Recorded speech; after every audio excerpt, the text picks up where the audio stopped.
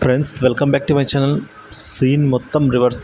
భారీ షాక్ అండి జగన్పై వాలంటీర్లు పోలీస్ కంప్లైంట్ చేశారు. మరి పూర్తి వివరాలు ఏంటో వీడియోలో తెలుసుకుందాము. వీడియో ఎక్కడ కానీ స్కిప్ చేయకుండా ఎండ్ వరకు చూడండి.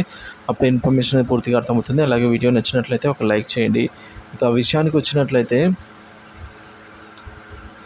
అకస్మాత్తుగా సమావేశం అన్నారు. వెళ్ళేసరికి రాజీనామాలు చేయాలని ఒత్తిళ్లు తెచ్చారు. తర్వాత వచ్చేది మన ప్రభుత్వమే, రాజీనామా చేయకపోతే అంతు చూస్తామని బెదిరించారు. వాళ్ళ ముందే రాజీనామాలు చేయాలని ఆదేశించారు. నెల్లూరులో పోలీసులకు ఫిర్యాదు చేసిన మాజీ వాలంటీర్ల ఆవేదన ఇది. అధికారాన్ని అడ్డం పెట్టుకుని వైకాపా నేతలు బెదిరింపు రాజకీయాలు చేశారు.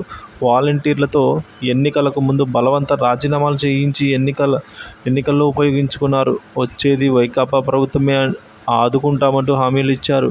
తీరా ఎన్నికల్లో ఆ పార్టీ ఘోరంగా ఓడిపోవడంతో రాజీనామా చేసిన వారిని ఏ నాయకుడు పట్టించుకోవడం లేదు.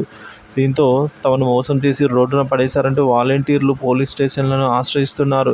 శనివారం నెల్లూరు 41వ డివిజన్ వైకాపా కార్పొరేట్ నాయకులపై చిన్నబజారు పోలీసులకు ఫిర్యాదు చేయగా, ఆదివారం 21 డివిజన్ కార్పొరేటర్లు మెయిల్ గౌరీ వైకాపా నాయకుడు సతీష్ రెడ్డిపై చర్యలు తీసుకోవాలని వేదాయపాలెం పోలీసులు ఫిర్యాదు చేశారు.